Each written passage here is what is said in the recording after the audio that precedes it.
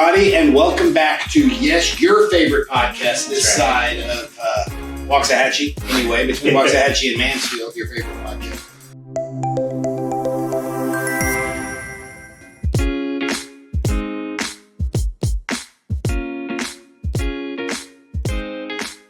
This, of course, is Money Matters with Hill Financial Group. I'm Mike Hill. And Casey Harding. And we love doing these. We're getting a lot of feedback. Thank you for all of the likes, the comments. Please keep sharing every week. It's neat that we're getting a little bit more subscriptions every day. We got a fun one today. Yeah, we got a fun one today. So hopefully this will be a little bit more fun. But hopefully all the other ones have been a little bit informative.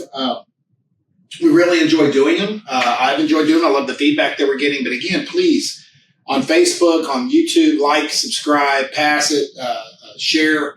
All the things, social media related. And we do have an Instagram site now, I believe. So all the things, all IG, as the kids say, or whatever you want to say. But anyway, so today we're going to talk about financial fails in pop culture. These are all from TV shows and movies and things. So we've all kind of laughed or cringed when we watch these movies and you see these people that make millions and millions and how they spin it and it's crashed and you're like, I would have done it differently. So today is kind of like, for example, okay, this is my favorite one. My daughter Peyton especially, she watches Friends. She goes to sleep with Friends on her TV. I think she has seen Friends all 10 seasons, probably 10 times. I mean, again, she could quote every single episode. And it was on before she was born. That's what's crazy. But that's her show. So I've seen it a couple of times in the background, at least through her. So there was a couple of early episodes. There was one where Ross had a monkey. I think it's Marcel was his name. I'm trying to remember. Guys, there's somebody I'd like you to meet. Wait, what is that? That would be Marcel. You want to say hi? No, I don't. Oh, he is precious. Where did you get him? My friend Bethel rescued him from some lab. First of all, I don't even know why. An exotic monkey. It's an exotic monkey, probably a little bit more expensive than you think, and you're living in New York. And your normal dog or cat. Yeah. Or a cat. Yeah. So, it's kind of like, okay, so you have a monkey. What are the real costs of exotic pets? Why would you do this? Is it impulse spending? Probably, and I'm probably not buying a pet as an impulse spin. I can tell you that a lot of parents out there can sympathize with this. My own daughter, thank God, it was a cat. But how many parents have had a kid go off to college, got lonely, they went to a Tom Thumb or they went to a Kroger parking lot, and there's a $50 there's a pickup. Oh, it's so cute, great. And then you have it for 14 years. And then guess what? She comes back from college and she moves into another apartment, and that apartment doesn't take pets. So guess who gets it? Yep. Right here. So how many of you can sympathize with that? So if nothing else, hopefully, she didn't buy a monkey, but it might have been even, monkey, you can at least say, go get me some coffee again. You can try it a little bit of. But anyway. Yeah. When you think about all the vet bills for just a normal dog or cat, and to put an exotic animal where you have to go to a special vet, it just multiply that out. And I want to have fun with this episode because we'll talk about it on a future episode. I want you, if you see this, when you see this, not if, when you see this, I want you to put in the comments other movies or TV shows or somebody did something where they bought so crazy financial. And we'll mention it in the next podcast. I would love to hear some feedback of people that are like, oh, yeah, I remember this show where they did this. Yeah. Mm-hmm. One that huge, my fiance Stacy, this is actually her ringtone is The Office. Oh, yeah. So it's The Office is amazing. Michael Scott. I always remember where he was having trouble and he was overextended and he was losing money, and I think he lost money on his condo. So he goes to the accountant in the office and he goes, Oscar, how do I declare bankruptcy? And he's like, well, So he just comes out of his office and goes, I declare bankruptcy. I declare bankruptcy. So it's a little bit. Oh my It's not a magic fix. Kind of know the difference between bankruptcy. There's 7 and 10 year bankruptcies. I mean, all the things, how it affects your credit, and all You that. can't state it really Yeah, well. you can go. I declare being a millionaire. I mean, it'd be the same thing, I guess. You might want to have. Hopefully, you're doing a little bit better than Michael Scott Mhm. as far as your level of management. Hopefully, you never have to declare bankruptcy. But if you do, maybe see an attorney first before and know the pitfalls and all the things. So, one that I wanted Casey to talk about because I haven't seen this show, but Succession. The Succession. The lavish lifestyle and trust. I think it's on HBO. babies. I think Yeah. HBO. The Roy kids live in excess with little money sense. Last announcement of the night. I'm officially announcing I'm back. You know, none of my kids have gone round the bend or off themselves. We've always pushed that you're a good dad. Because? Well, because you are a good dad. Huh. You definitely see this from kids that just grew up with families that their parents made it really successful. well. And they maybe didn't Paris Hilton they didn't have to or work, Yeah. like they just had everything given to them, and they've got that trust fund, and they could just go spend lavishly on exotic, foreign cars, Ferraris, watches, clothes, like all the just ridiculousness. But they have no they haven't worked. They don't know what the cost. What's the of value of dollar- money? Yeah, the value of money. And so it's just like this, just how just ridiculous they are about their willingness just to blow millions of dollars, basically. And me and Casey have both read it. I think we've even recommended it here. We're going to say it again. There's a real good book. And the first couple of chapters talks about it, Psychology of Money. Mhm. One of my favorites. And it talks about a guy from Merrill Lynch that was a huge hedge fund manager. He was making $4 million a year, but he kept trying to keep up with the Joneses and put in a lavish this and that. And then there was a guy that works at a gas station his whole life and was a janitor on the side. Yeah. He died and had $8 million, and the hedge fund guy died bankrupt. Basically. Yeah. So. Yeah. I love this line. We both wrote it down. Wealth doesn't guarantee financial stability without discipline. Right.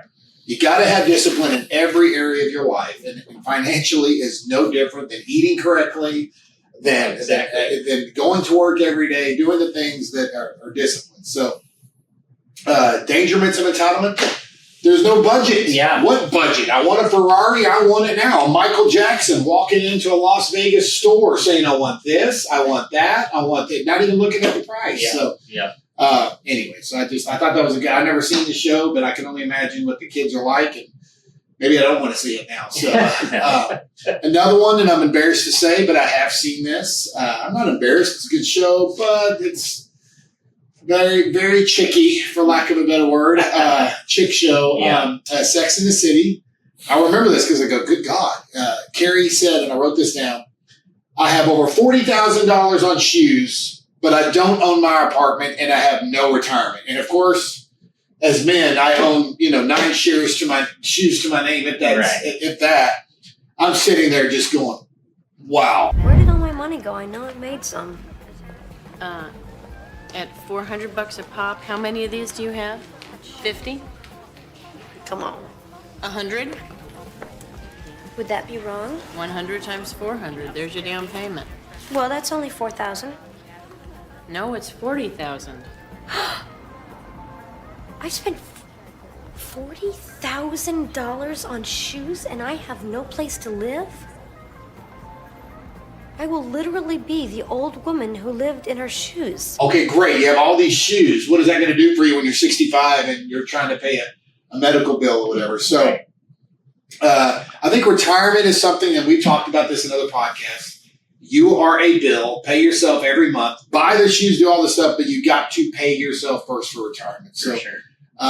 if you splurge without having long-term financial goals that you set up systematically, you will always fail. So always do not prioritize wants over needs. So I get the chick flick one, of course, and if you know our office, I'm probably the more metro of the two of us, so this fits. So I get Casey gets Marvel movies. Casey gets the cool one. He gets the Marvel movie, which not as Iron Man and Spider-Man So- versus Spider-Man. So I'll let him talk about the Marvel movie and all the fun fun stuff. Tony Stark versus Peter Parker. So you've got the billionaire playboy versus the broke student superhero. It's like that video. Yeah. Oh, you mean like those UFOs over Phoenix? Exactly. Oh, what have we?